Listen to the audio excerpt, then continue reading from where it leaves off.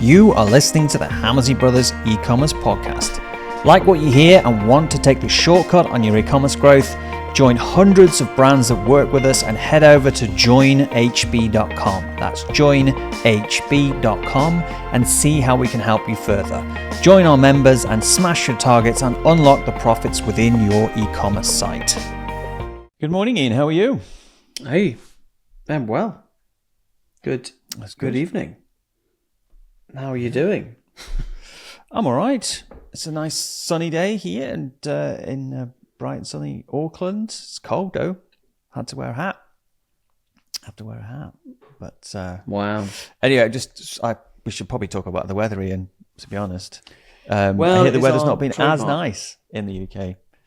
Well, I disagree. No, Oh. I don't know who said that. Who spread that rumor? Weather is scorching. Anyway, let's not talk about the weather. Even I've had enough weather. Yeah. Chat. So, let me introduce the topic today. We're going to talk about profit velocity, and we're going to talk about the 3 things that can massively grow your profit velocity. So, first of all, we need to introduce what profit velocity is so people understand what we're talking about, and then we'll go through those 3 things. But do you want to kind of maybe just say a few points on why you think it's important and why we're doing the topic?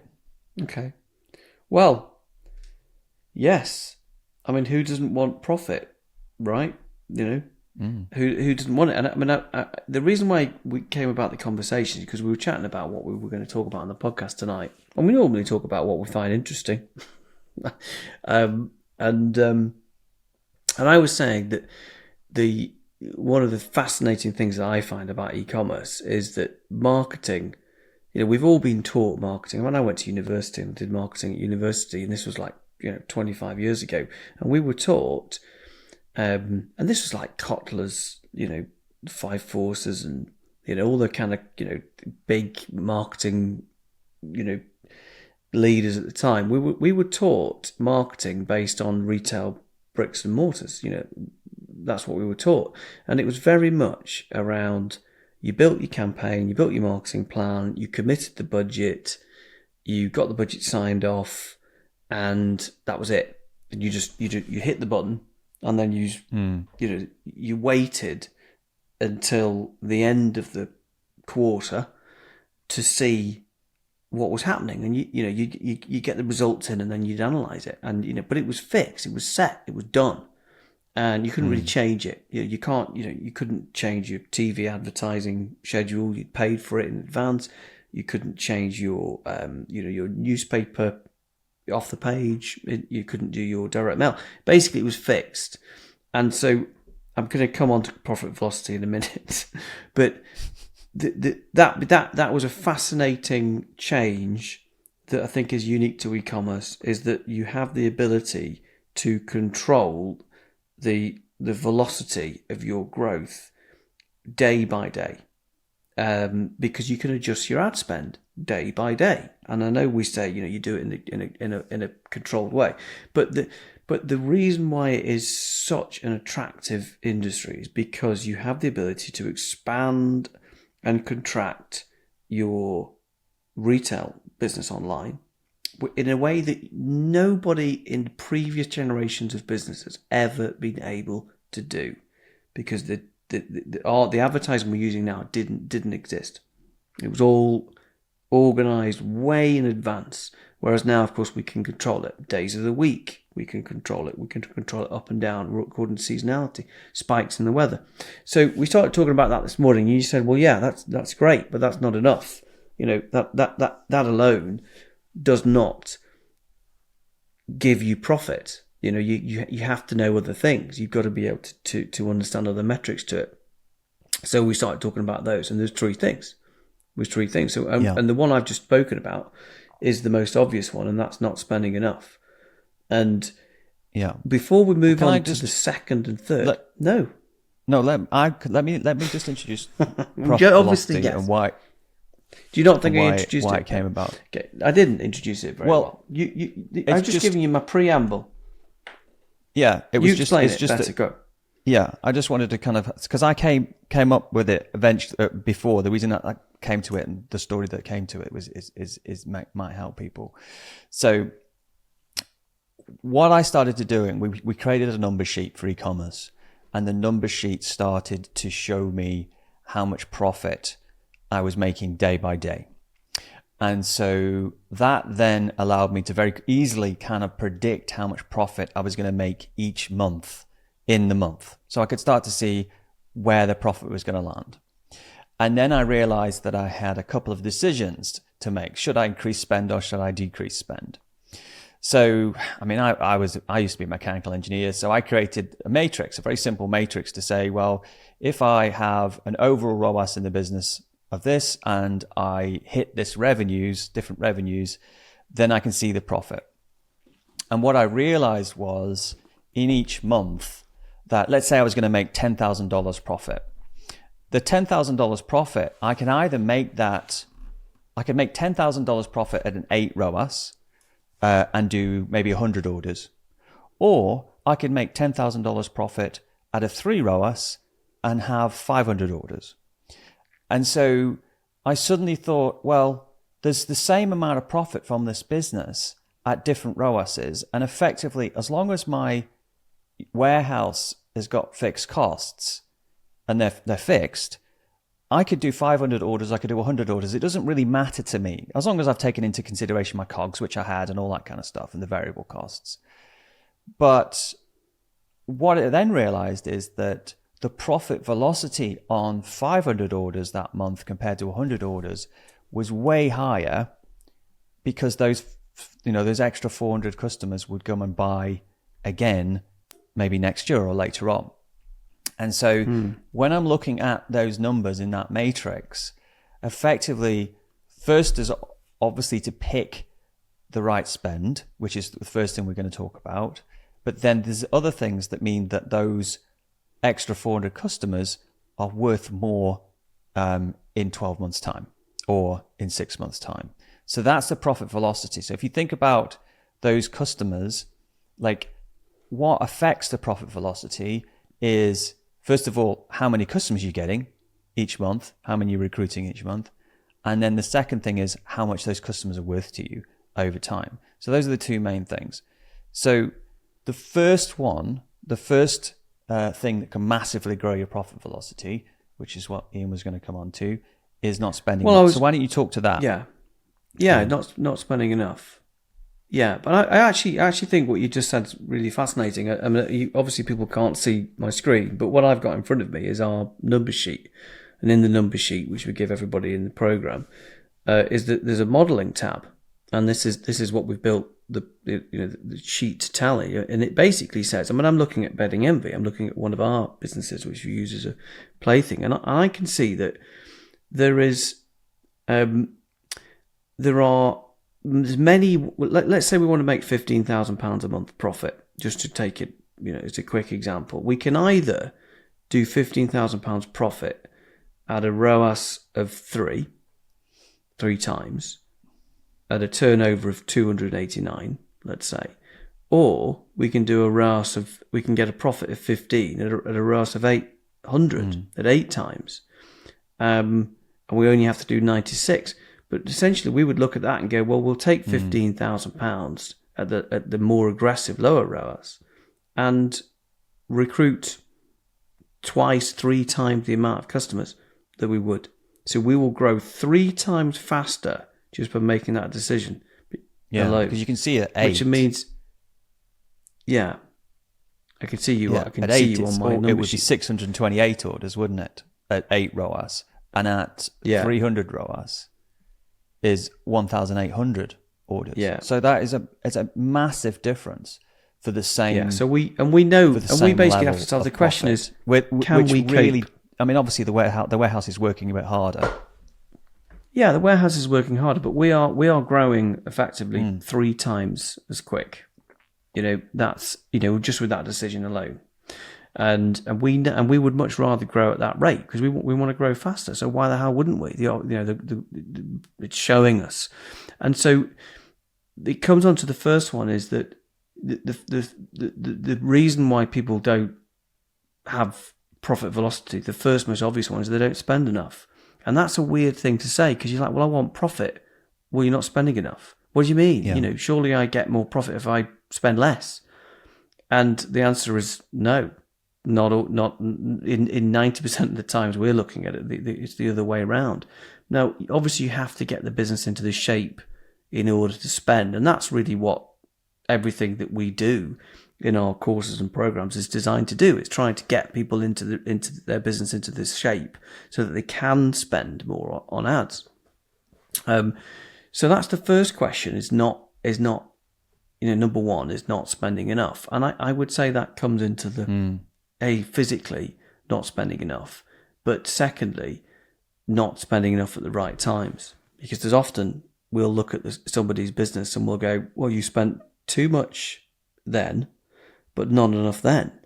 And you spent too much on Google and you should have spent more on Meta. And you spent too much on these products in Google and not enough on these products. So all we're doing is keeping the spend the same, but we're moving it around, which means we get a higher velocity because we're getting a greater return. Yeah? Do you want to say anything else on that? But basically what we're saying is there's a big effect on what you choose the profit to be. And no, I'm saying the same profit can be made with different ingredients in the business. And so therefore the different ingredients, some of those ingredients will lead to much higher profit next year compared to what you choose. And therefore you've just got to put yourself in a position where you can see that. So yeah, that's the first thing is optimal spend for profit velocity, understanding what it is next year. And so therefore you can scale very quickly. The second thing that massively grows your profit velocity is your lifetime customer value. Now, particularly how soon you get that second sale. So if you think, let's say you are, say you're generating 100 clients in this month, or the other option for the same profit is 800 clients. Obviously, if those clients never buy anything else, it doesn't really matter, does it? Like you can take the profit and you can have less clients, and it's the same.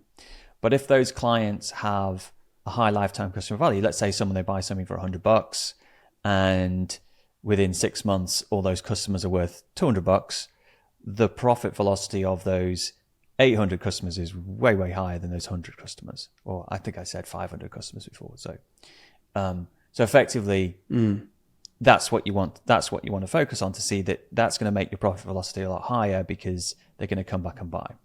So in order to work out what that looks like, you want to look at a couple of things. First of all is, what's the lifetime customer value of a customer over 12 months? How much are they worth to you? And then how much are they worth to you maybe over 24 months and maybe even 3 years, to see how they go. I say that because there are some businesses that, like water filters, for example, where they would buy in the first year, but they wouldn't buy anything in the first year again. They would then buy in the second year and third year and fourth year, and they just keep buying every year. So like it'd be kind of a little bit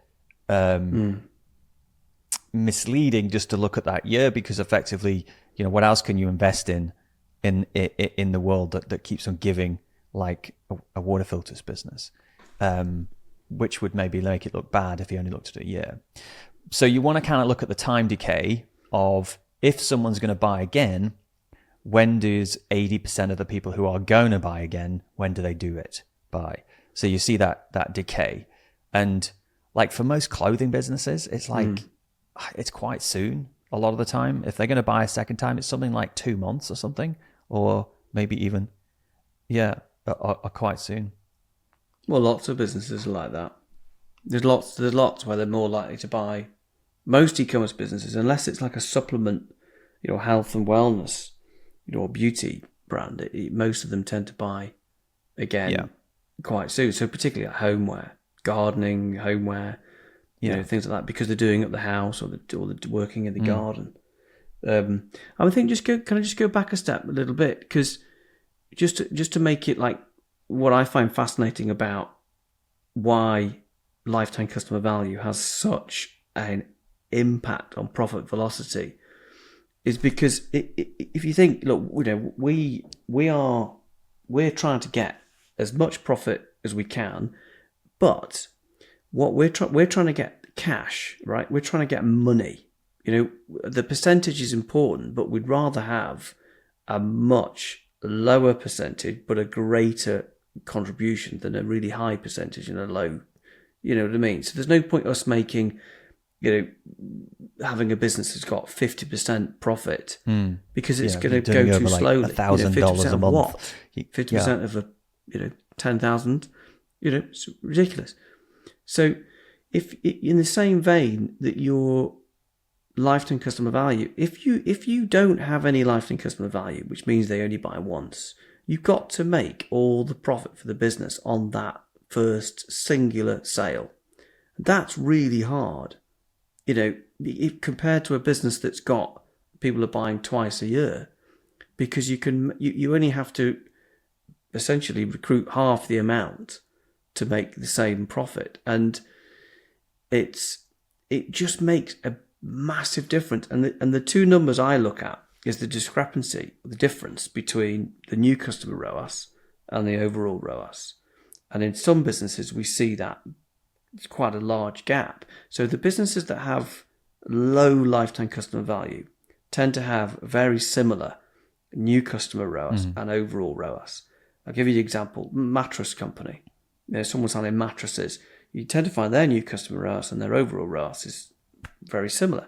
But if you're looking at someone like a dog food company, skincare, or a health and wellness brand like a supplement skincare, you'll see a low, quite a low new customer ROAS, but a much higher overall ROAS, and that's happening because existing customers are coming. And that's back what people buying. buy. That's what and that's where the profit is. Much more sellable businesses. It's because people are buying that stream. Yeah, that's right. Of revenue. Yeah, and it makes it, so when the businesses that we're attracted in investing, and the businesses, the e-commerce businesses that we want to run, are the ones that have that real like kicker, where they've got a new customer ROAS of like 2, and they've got an overall ROAS of 8. And we're really pushing. I mean, and what's also interesting is when you look at the numbers sheet, is you also look at the percentage of revenue that's coming from new versus existing.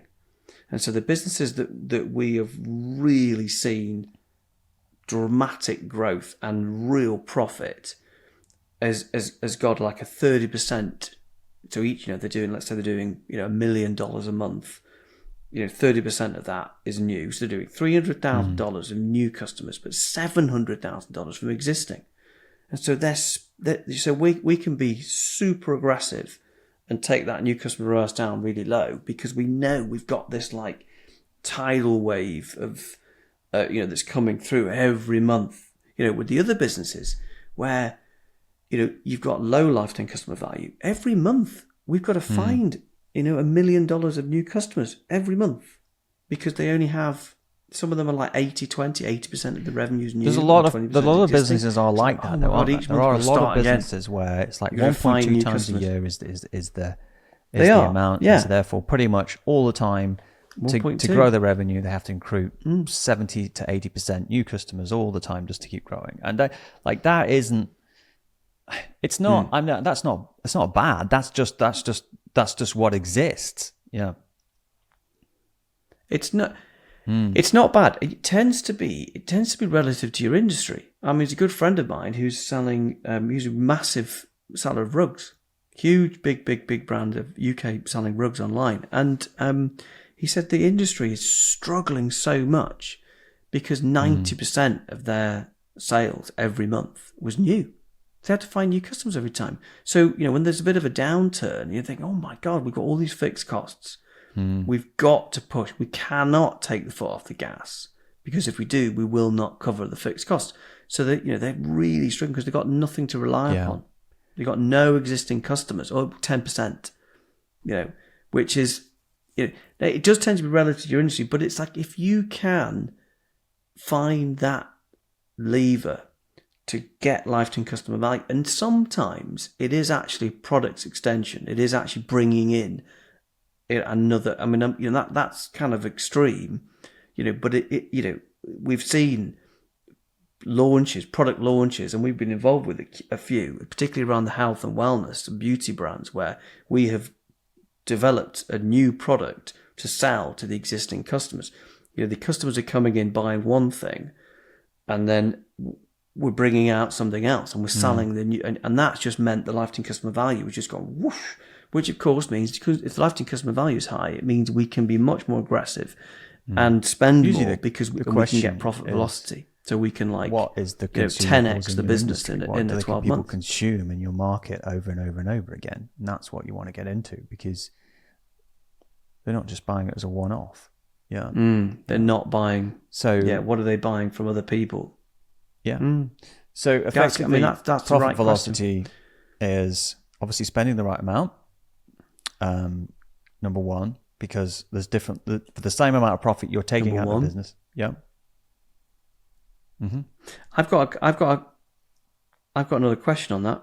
Actually, another thought. Sorry to interrupt you, because I know you were summarising, but I was thinking today that there's something subtle that we do with our margin calculation. So when we're figuring out how much we should be spending to recruit a customer, we always like to get about 25% contribution gross at the end of each year. And I'm not sure if people know that, because we're saying, well, we will say, use the margin calculator in the number sheet to find out how much you should be spending. And we base it on a 25% contribution. That's what we think is healthy. Because if it's too high, if it's like 50%, you're not spending enough. If it's lower than 20%, you're never going to get a really good profit out, because it's just going to take too long to get your money back. So I just wanted to just raise that point that in order to know how much to spend, you have to work out your cost of acquisition and what profit you want. If your profit's too high, it's too slow. Your profit percentage is too high. So the only time that I will let it go much higher than that is if the lifetime customer value is really high in over a year, and the first time, I don't like to make a loss on the first sale. So, because if you, I know, but it depends. You can't say that. You can't say that. You can't say that. I mean, that was our default stance. Don't make a loss on the first sale. But if the evidence is there that the lifetime customer value in a year, in an acceptable time, you've got to have cash to do that. So great. You're going to be in the short term. You're going to be foolish. It's just that most people who come to us are mostly bootstrapping. You do. The key to that question is, I think, when that second sale comes in, because in most cases, if we're going to recruit at a loss, we are then being profitable on the second sale. Yeah. So it's how quickly you can get that second sale. But it's fascinating. I mean, basically yes. But I did want to just clarify. There was a point on the first one that we said, well, you need to know you're not spending enough. Well, we're an example of a customer. What does that mean? Of a company that loses money. Now we've defined it. Like we when we sell the book, we lose money on the book. We don't make money on the book. Someone buys a book from us. So, we subsidize the book because we know that some of those people want to work with us effectively. So that's a good example. But well, it's like a sample, isn't it? It's like a sample every business. It's like the dog food company. Every business has an element of cost. It's very of hard to acquisition. kind of break even on all your samples, because obviously you're sending something that is a product for not very much money, maybe sometimes for free. So it's subsidizing a future sale. Yeah. I think the difficulty is when you're selling an expensive product, you're losing money on it, and it doesn't come back very quickly. That's when you've got to be careful. Yeah, you cannot answer that question of how aggressive we should be with our ad spend unless you know your modeling and unless you know the margin calculator. And you just can't answer that, because otherwise you're just flying in the wind and you go, and I think so many people got themselves into $100,000, massive $100,000 a month. Like during COVID, when it was like, I don't know. It feels like everybody was just buying anything online, and everybody was just growing because it was so easy. It just felt like that they should just spend as much money as possible, and then got themselves in so much trouble. And also the valuations of e-commerce, sorry to interrupt, but also the valuations of e-commerce businesses prior and during based, COVID were insane. The multiples were just ridiculous. And obviously now that's, well, in lots of cases, yeah. Which is the volume, number of subscribers. I mean, it was ludicrous, really. Anyway, that's changed now. So anyway, I'm sorry I interrupted you. So there's 3 points. Number 1 is not spending enough. Number 2 is lifetime customer value. And number 3 is AOV, average order value. And I'd put margin and average order value in this. Yeah. Which is really product mix. And the reason I'll say this is because if you are competing for a $100 sale and you're in a market where everybody's margin is the same, which is relative, industry specific. I mean, most industries are, health and wellness. It's always like 75% margin, isn't it? And if it's electricals and you're reselling other products, it's less. Everybody seems to be relative. But if you can get the average order value up by either adding another product to that sale, all of a sudden, the same cost of acquisition has given you, $130.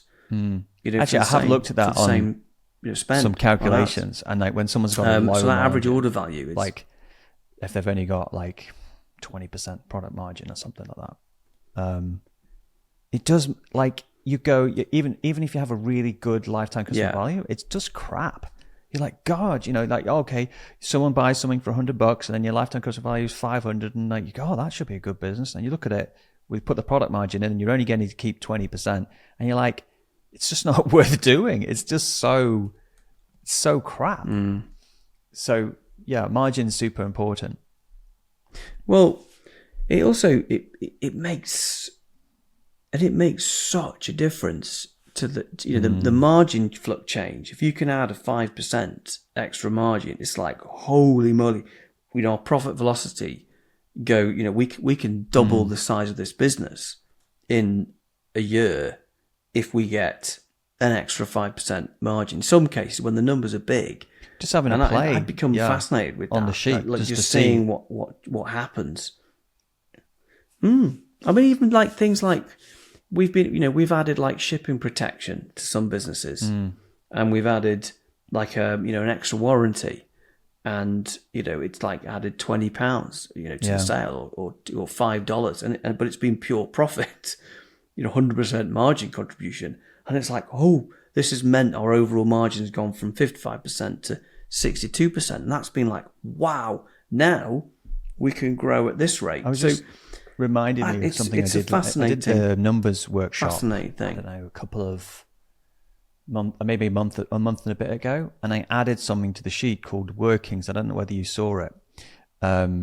So obviously people can't see it on the podcast, but what it was I wanted to see how changing. Well, let me just see what it was. It was how changing the effect of product margin, and the other one was effect of shipping cost. So to basically I'll give you the link so you can see what I'm talking about. So you'll help you on the podcast. But effectively, because I wanted people to be able to see how those things affected their model and their profit.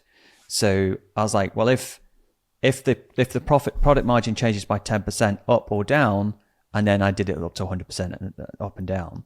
And then I did shipping cost up and down by 5% increments, just to show how much effect that had on the overall profitability of the business. Because until you see it, you're not motivated to do it. And so if you see that if I get an extra 5% margin, then gosh, I'm going to make this much extra profit, and that's actually quite a lot. You're then motivated to go, well, I'm going to get rid of the products that have under that margin. I'm going to make sure I only recruit products that have that margin, and it's just about choice. Because I think the again, just to make it clear, if we can, in that scenario, if you add a 5% margin what we will be saying is, well, don't just sit there and bank it. Use that as fuel to push your acceleration, your profit velocity faster, because you can afford now to go and spend 25% more on your advertising budget and make the same profit that you were making before, but you're gonna double the amount of new customers, and that's the key, isn't it? It's that we can operate at, like we said at the start, you can operate at $15,000 profit a month, and you can be doing a third of the revenue, or you can go and triple the revenue and get the same profit. And it means, of course, you're gonna grow, which means the volumes get better. Your buying power gets better. Your valuation of the business get better, and then you can afford to do things that you just can't do. It's the secret. It's just the secret of how people grow. Business. That's just it. And it's the secret of how people grow is how fast they can build the snowball into a snowman. Basically, rolling a snowball over and over and over and over, and it gets bigger. And the people that know what they're doing, that snowball will grow faster. And if you don't know what you're doing, you will be constantly just watching that snowball and hoping it will roll.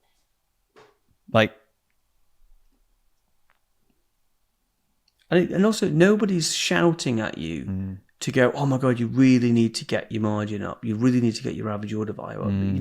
The people who are shouting at you was customers moaning, about delivery drivers and things like that, and internal staff. But if you could see that all of that was completely insignificant in terms of your speed of growth compared to getting your margin up by 5%, which I'm sure you could do. Sometimes it's just negotiating better, and you're like, "Holy moly! This is a game changer." Yeah. So it's I think it's also who you once you know it, who you want to listen to. You can kind of say, "Well, we're not going to." There's no point us discounting by 25%. Yeah, you got. Yeah. If we sell at 25%, that margin is just not worth its doing. But if we sell at 20%, it makes a big difference. The other thing. The common thing as well is like people, get 10% off for signing up to our newsletter. All you're doing is just eroding margin, and there's much better ways to get the emails than just giving we'll just do 10%. I mean, God, so many people have got that. So many people listen to this right now have just got that 10%. And I would say you probably are just literally giving away margin there. You're not getting it. You're not getting a meaningful amount and of also a lot of the time you have to price up by 10%, and then that's just the price you've got in Google Shopping, which then makes you less competitive. Pricing it out. Well, I don't know. I mean, some people just go, well, we just need the revenue, we just need the sales. But it's better ways. You can get triple the amount of emails than that 10% by giving no discount margin away. What's this spreadsheet? Yeah. I've just said the spread. That's just what I'm just going to leave it there. No, it's just the spreadsheet. We've talked about this lots of times. This isn't the. Which has got those workings on it. It's just got the. What is it? I've got just the product margin moving up and down 30 seconds. by 10%, and then it tells you at the same revenue, same amount of orders, and how the variable cost changes. For the same advertising cost, how much profit you'd make. So it just it visualizes what that difference would make. So you can basically put in like what you're going to do this month, and if the product margin changed, what the profit would be. That's just all it is.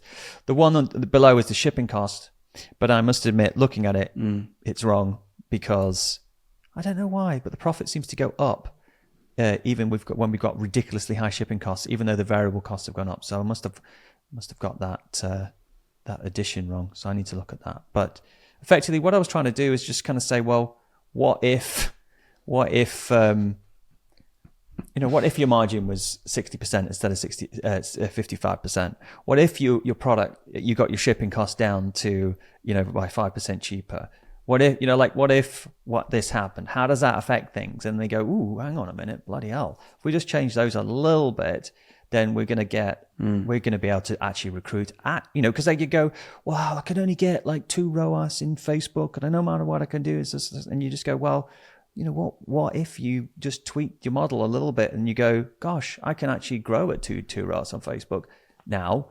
And that's what Facebook wants. And that's it, isn't it?